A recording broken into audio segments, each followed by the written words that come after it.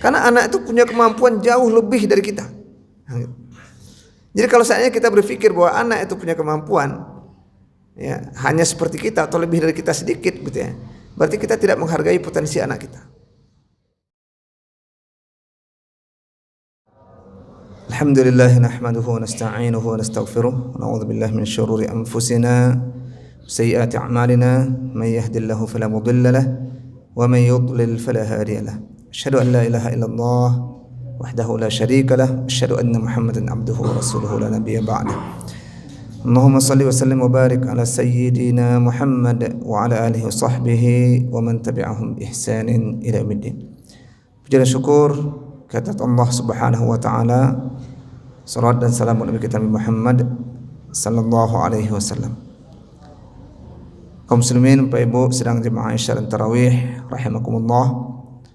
Insyaallah malam hari ini kita akan mengkaji suatu tema, judul atau topik yang diamanahkan oleh pengurus kepada kami, yaitu upaya mendidik anak menjadi hafiz Al-Quran. Pertama, Bapak Ibu rahimakumullah, kita harus menyadari bahwa Al-Quran merupakan karunia, merupakan rahmat dari Allah Subhanahu wa taala yang sangat berharga, yang sangat bernilai bagi kita dalam kehidupan. Karena kalau bukan karena Al-Quran, mungkin kita tidak tahu sekarang ini kita dalam kondisi yang bagaimana. Al-Quran telah mengajarkan kepada kita tentang hakikat dari kehidupan ini. Al-Quran telah mengenalkan kita kepada Allah Subhanahu wa taala yang telah menciptakan kita, yang maha kuasa, yang maha berkehendak, yang memberi kita rezeki, yang memberi kita kesempatan bernafas, kesehatan, waktu, bahkan menundukkan semua yang ada di dunia dan di langit untuk manusia. Jadi semua makhluk di langit dan di bumi ini Allah Subhanahu wa taala ciptakan, ditundukkan sebagai bentuk karunia Allah bagi manusia. Al-Quran memberitahukan kita tentang itu. Al-Quran juga memberitahukan kita tentang tujuan dari hidup kita, bahwa kehidupan ini adalah kehidupan sementara, ada kehidupan yang sebenarnya nanti di akhirat. Di dunia ini kita ditugaskan untuk beribadah kepada Allah Subhanahu wa taala, mengumpulkan bekal untuk hari kemudian. Al-Quran juga mengajarkan kepada kita cara dan bagaimana menyembah Allah Subhanahu wa taala, bagaimana beribadah kepada Allah Subhanahu wa taala, sehingga dengan itu kita mendapatkan ketenangan. Coba bayangkan Bapak Ibu rahimakumullah, orang-orang yang tidak mengenal Allah Subhanahu wa taala, apa yang dia pikirkan di dunia ini? Dia mau mengadu, tidak ada tempat mengadu. Dia mau meminta, tidak ada tempat meminta. Kalau dia meminta kepada manusia, pasti manusia terbatas. Ada permintaan yang tidak bisa disampaikan kepada makhluk. Permintaan itu hanya bisa disampaikan kepada Allah Subhanahu wa taala. Iyyaka na'budu wa iyyaka nasta'in. Al-Quran mengajarkan kita itu, Bapak Ibu rahimakumullah.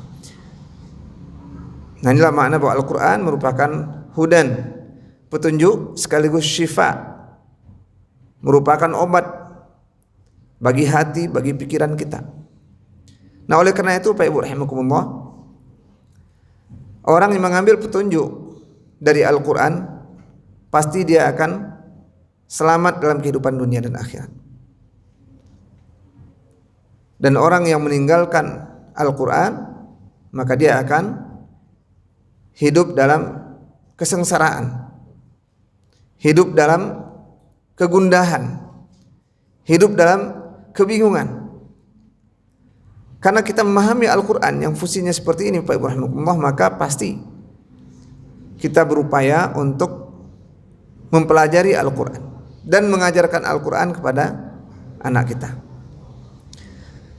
Menghafalkan Al-Quran kepada anak Bapak Ibu rahimakumullah adalah salah satu tangga dari interaksi kita dengan Al-Quran. Menghafal bukan satu-satunya, karena ada juga orang yang hafal Al-Quran tapi tidak mengamalkan Al-Quran.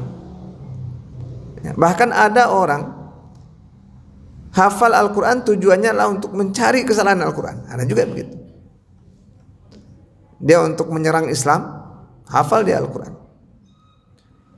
Jadi sebenarnya Al-Quran ini dihafal tujuannya adalah untuk membantu kita memahami dan mengamalkan Al-Quran dan mentadaburi Al-Quran. Jadi dia tangga. Jadi nanti kita kalau interaksi dengan Al-Quran itu ada namanya membaca Al-Quran. Pertama namanya membaca Al-Quran, kemudian memahami Al-Quran, menghafal Al-Quran, mengamalkan Al-Quran, serta mendakwahkan Al-Quran, mengajarkan Al-Quran kepada orang lain. Minimal ada 5 bentuk interaksi kita dengan Al-Quran. Pertama, membaca Al-Quran. Membaca Al-Quran walaupun kita tidak memahami maknanya sudah dapat pahala. Tapi tujuan Al-Quran itu diturunkan bukan sekedar untuk membaca tanpa makna. Membaca tanpa memahami makna dapat pahala. Tapi tujuannya lebih besar dari itu, yaitu untuk mentadabburi Al-Quran. Jadi lihat dabbaru ayatihi, supaya mereka, Allah SWT menurunkan Al-Quran itu supaya mereka mentadaburi ayat-ayatnya. Nah, kita sebagai orang Islam yang lahir di negeri yang bukan berbahasa Arab tentu harus mencari cara bagaimana memahami Al-Quran. Sekarang ada namanya terjemah, ada namanya tafsir, ada namanya kajian, ya, video dan sebagainya. Itulah bentuk upaya kita memahami Al-Quran sehingga kita ketika baca Al-Quran bisa memahaminya. Kembali ke tadi, jadi menghafal Al-Quran bukanlah tujuan utama. Bahkan kalau kita lihat dalam sejarah itu, orang hafal Al-Quran itu karena banyak membaca, hafal sendirinya, ya. Karena sering dibaca, ya, jadi hafal begitu. Sama dengan mungkin kita ada yang hafal Pancasila misalkan, ya. Hafalnya bukan karena dihafal, tapi karena sering dibaca. Begitu juga bahkan ada teks proklamasi. Hafal karena kenapa hafal? Karena sering dibaca waktu SD setiap Senin upacara bacakan, hafal. Jadi ada juga menghafal itu karena hafal itu karena sering dibaca. Jadi proses menghafal Al-Quran itu membantu untuk memaksimalkan interaksi kita dengan Al-Quran, tetapi tidak satu-satunya cara interaksi kita dengan Al-Quran. Kalau dahulu Bapak Ibu rahimakumullah, ini sedikit kalau kita baca dalam sejarah. Dahulu dalam sejarah, dalam pendidikan, tangga pertama pendidikan anak dahulu, ya, dalam sejarah itu mereka adalah menghafal Al-Quran. Itu dahulu dalam sejarah. Yang disebutkan oleh banyak ulama menyebutkan seperti itu. Imam Nawawi menyebutkan begitu. Khatib Al-Baghdadi juga menyebutkan. Ibnu Daqiq Al-Aid juga menyebutkan. Ibnu Abdul Bar juga menyebutkan itu. Jadi banyak ulama. Maka dahulu kita lihat ulama-ulama itu mereka biasa hafal Quran umur 7 tahun, umur 8 tahun, 9 tahun, 10 tahun itu biasa dahulu. Karena memang dahulu kurikulumnya seperti itu. Dahulu kalau seorang anak mau belajar, orang tua pergi mengantarkan anak itu ke guru. Kan dulu tidak ke sekolah, ya, ke guru. Mau belajar apa dia? Fikih, diantar ke guru fikih. Dia mau belajar tafsir, diantar ke guru tafsir. Dia mau belajar hadis, diantar ke guru hadis. Ketika datang ke guru tersebut, guru bertanya, apa kata guru tersebut? Ini anak udah hafal Quran. Kata orang tuanya, belum. Udah, antar dulu dia ke guru Al-Quran. Hafalkan dulu dia Al-Quran, baru datang ke sini. Nah, gitu. Sehingga tidak aneh gitu. Dahulu itu memang begitu. Maka Imam Syafi'i misalnya, dia hafal Quran umur 7 tahun. Imam Syafi'i hafal Quran umur 7 tahun. Imam Ibnu Hajar Al-Asqalani hafal Quran umur 8 tahun. Jadi setelah anak hafal Quran baru diajarkan ilmu yang lain. Begitu dahulu. Dan ternyata tidak ada di antara ulama-ulama kita yang dahulu hafal Quran di usia dini, umur 7 tahun, 8 tahun, 9 tahun, 10 tahun itu yang gila, nggak ada. Atau yang stres. Karena kan sekarang tuh ada kekhawatiran juga, kata orang, ini anak kok masih kecil dipaksa menghafal Al-Quran. Ya, nanti dia terbebani, stres segala macam. Buktinya dalam sejarah kita belum pernah mendengar ulama-ulama kita yang hafal Quran di usia dini itu mereka stres, malah mereka menjadi ulama. Imam Syafi'i yang tidak hafal Quran umur 7 tahun, ya, ketika datang ke Imam Malik, ditanya Imam Malik, udah hafal Quran? Udah hafal. Ya udah hafal sekarang kitab saya, Muwatta. Kata Imam Syafi'i, udah hafal juga kitab Muwatta. Ya, yang menghimpun lebih dari 4.000 hadis. Udah hafal juga umur 10 tahun ketika itu. Umur 14 tahun Imam Syafi'i sudah menjadi mufti. 14 tahun. Kira-kira sekarang itu kelas 2 SMP gitu ya. Sudah jadi mufti di usia yang masih sangat muda. Kenapa? Karena dia hafal Qur'annya umur 7 tahun. Jadi mufti itu maknanya apa? Orang datang kepadanya bertanya, ini saya ada masalah A, B, C dan seterusnya. Apa hukumnya? Halal, haram? Nah, begitu. Imam Syafi'i menjawab. Umur 14 tahun bisa menjawab. Jadi justru prosesnya menghafalkan Al-Quran kepada anak usia dini itu membantu dia untuk mempercepat proses pendidikan dan pembelajaran. Nah, ini yang mungkin perlu kita lihat di zaman kita sekarang ini. Kadang kalau di sekolah-sekolah, ya, apa saja diajarkan kepada anak kecuali Al-Quran atau sedikit Al-Qurannya. Tapi kalau lihat tas anak kita tuh berangkat sekolah tuh besarnya, beratnya luar biasa. Kasihan juga kadang-kadang anak-anak bawa tas berat begitu ya. Tapi masalahnya sayangnya tidak ada Al-Quran. Nah, berbeda dengan dahulu. Kalau dahulu anak tidak akan diajarkan ilmu apapun sebelum dia hafal Quran. Kalau sekarang ini diajarkan ilmu apapun sebelum dia hafal Quran. Jadi ini perlu menjadi evaluasi kita Bapak Ibu rahimakumullah. Karena menghafalkan Al-Quran kepada anak itu membantu anak untuk meningkatkan kemampuannya, kecerdasannya, ya, dan kemampuan dia untuk menganalisa dan seterusnya.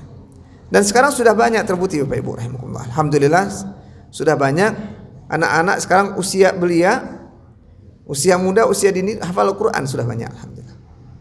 Ya. Umur 5 tahun, umur 6 tahun, bahkan ada yang hafal Quran umur 4,5 tahun. 30 juz lancar, sudah ada tuh di zaman sekarang. Rupanya tidak hanya di zaman dahulu, zaman sahabat, zaman tabi'in gitu ya. Zaman sekarang rupanya bisa juga seperti itu. Cuman terkadang anak-anak ini, orang tua begini, pikirannya bukan, orang tua itu menilai anak tuh dengan diri dia, nah gitu. Kemampuan anak tuh dianggap ya seperti pemikiran kita. Nah, ini salah. Karena anak itu punya kemampuan jauh lebih dari kita. Nah, gitu. Jadi kalau seandainya kita berpikir bahwa anak itu punya kemampuan ya hanya seperti kita atau lebih dari kita sedikit gitu ya, berarti kita tidak menghargai potensi anak kita. Jadi anak kita itu kalau seandainya dia menghafal Quran 5 tahun itu bisa sebenarnya, kalau kita maksimalkan 6 tahun, 7 tahun. Tinggal bagaimana kita ya melaksanakan proses ya pengajaran Al-Quran itu dengan cara yang tidak memaksa. Ya, jangan sampai melakukan kekerasan baik verbal ataupun fisik, nggak boleh. Kata-kata kasar, kata-kata marah gitu ya, atau memukul nggak boleh sama sekali, tidak boleh. Tapi bagaimana mengkondisikan anak supaya dia betah bahkan senang mengikuti program menghafal Al-Quran itu. Nah, itu yang perlu kita bangun. Dan itu insya Allah bisa. Kita sudah melihat banyak anak-anak yang usia belia, bahkan ada anak lancar ya, kemarin ikut di Hafiz Cilik ya, Padang TV itu ya, ada namanya Abdul Latif itu ya, hafalannya lancar ya. Itu kalau dia setoran itu, kalau sejus sekali duduk itu bisa tidak ada salah. Umur 7 tahun baru udah hafal 30 juz ya. Anak tinggalnya di Tabing, di Tabing ada gitu ternyata.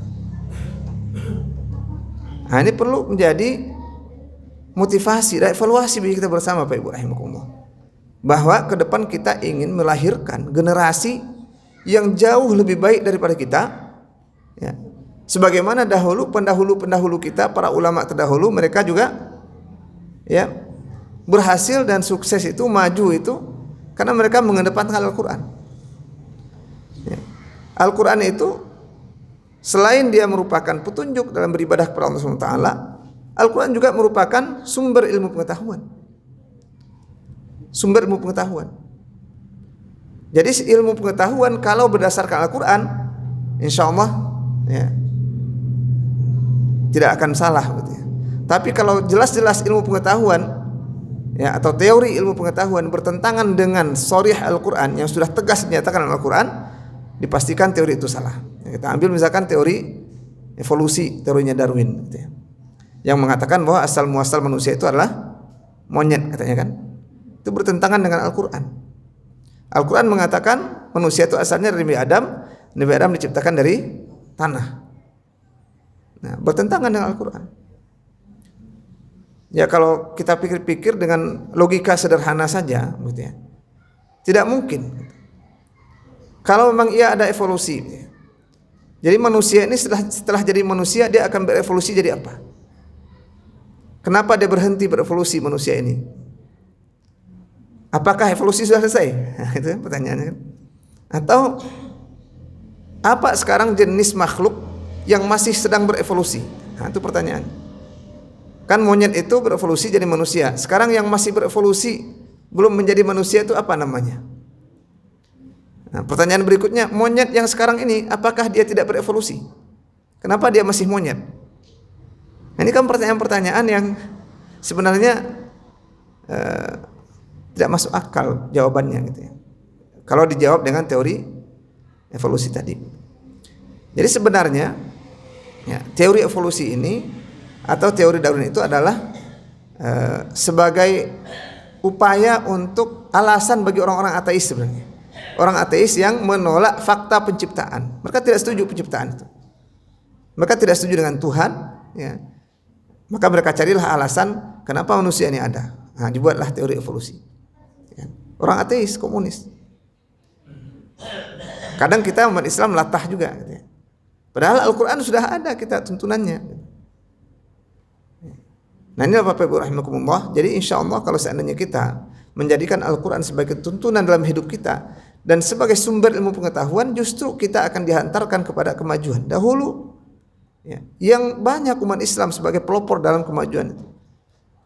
Dalam kebersihan yang ya, sabun mandi, kemudian gosok gigi, itu kan umat Islam yang menjadi pelopor. Karena ada ajarannya. Dalam ajaran Islam itu ada gitu. Kemudian dalam jam, yang pertama menemukan jam itu umat Islam karena perlu untuk menentukan waktu sholat gitu ya. Kalau umat lain kan nggak ada. Ya banyak hal, termasuk kamera ya, menemukan kamera pertama sekali itu ya kerja pantulan cahaya itulah Ibnul Haytham. Ya, umat Islam. Di bidang kesehatan juga umat Islam dahulu yang maju Ibnu Sina yang mengarang kitab Al-Qanun fi Tibb, The Law of Medicine, sampai sekarang masih rujukan, jadi rujukan di rumah sakit atau ilmu kesehatan, masih jadi rujukan. Rumah sakit yang pertama sekali didirikan di dunia ini namanya Rumah Sakit Ahmad bin Taulun di Kairo. Umat Islam sebagai pelopor. Di bidang sosiologi antropologi, bapaknya sosiologi antropologi itu Ibnu Khaldun, umat Islam, ulama. Dan Ibnu Khaldun ini hafal Al-Quran umur 7 tahun. Hafal Quran. Kalau kita lihat Ibnu Khaldun itu bagaimana beliau ya, berdalil dalam kitabnya Al-Muqaddimah ya, kitab tarikh tentang tata kota, geografi gitu ya. Dan itulah jadi rujukan ya, para ilmuwan dan pakar-pakar setelahnya dalam membangun peradaban di dunia ini. Dahulu mereka maju seperti itu ya, menjadi pelopor dalam kemajuan. Kurikulum mereka adalah mengutamakan Al-Quran. Nah sekarang kita ya, tidak lagi menjadikan Al-Quran ini sebagai yang utama dalam kehidupan kita. Sekarang ada upaya untuk membuat kurikulum berbasis Al-Quran, tapi masih proses gitu ya. Ini kalau seandainya bisa kita proyek ini dilaksanakan dengan baik itu akan sangat bermanfaat bagi anak-anak kita. Bagaimana agar keilmuan, ya, IPS, IPA semuanya itu ada kaitannya dengan Al-Quran. Dalam Al-Quran itu ada dasarnya, bisa didapatkan penjabarannya. Nah, kalau seandainya dalam buku-buku IPS, IPA seperti itu akan sangat, ya, membantu kita untuk mempercepat proses pendidikan anak, ya, yang berbasis Al-Quran. Jadi Bapak Ibu rahimakumullah, kembali tadi tema kita adalah mendidik anak untuk menjadi seorang hafiz Al-Quran. Itu adalah salah satu tangga dalam menuntut ilmu, ya. Dimana kalau anak di usia dini dihafalkan Al-Quran, itu mereka masih pada usia emas. Kemampuan mereka untuk menghafal itu sangat tinggi, mengingat itu sangat tinggi. Tapi kalau sudah lewat umurnya, ya, semakin lama semakin berat untuk menghafal Al-Quran, ya. Tidak itu kemungkinan, tapi semakin berat. Sayang, sehingga kalau seandainya anak lebih cepat hafal Al-Quran, maka dia akan setelah itu akan, ya, diajarkan ilmu-ilmu yang lain, sehingga ada percepatan. Maka biasanya umur 20 tahun atau 25 tahun itu memang sudah menjadi ulama. Zaman dahulu ulama-ulama itu umurnya masih muda, itu sudah ulama. Zaman sekarang kita mencari ulama, sulit kita mencari ulama. Umur 20, 30 tahun, bahkan umur 40 tahun mencari ulama itu sekarang sulit. Kenapa? Karena, ya, sistem pendidikan kita tadi, gitu, ya. Nah, ini barangkali Bapak Ibu rahimakumullah, mudah-mudahan ada di antara kita, mungkin anak kita atau cucu kita, gitu, ya, adalah orang-orang yang nanti akan menjadi ulama-ulama penerus, ya, atau pelanjut ulama-ulama kita terdahulu yang mereka sudah mulai dari usia dini, ya, mempelajari Al-Quran dan menghafal Al-Quran. Mudah-mudahan Allah Subhanahu wa taala memudahkan bagi kita. Aqulu qouli hadza wa astaghfirullah li wa lakum fa'tabiru ya ulil absar la'allakum turhamun. Assalamualaikum warahmatullahi wabarakatuh.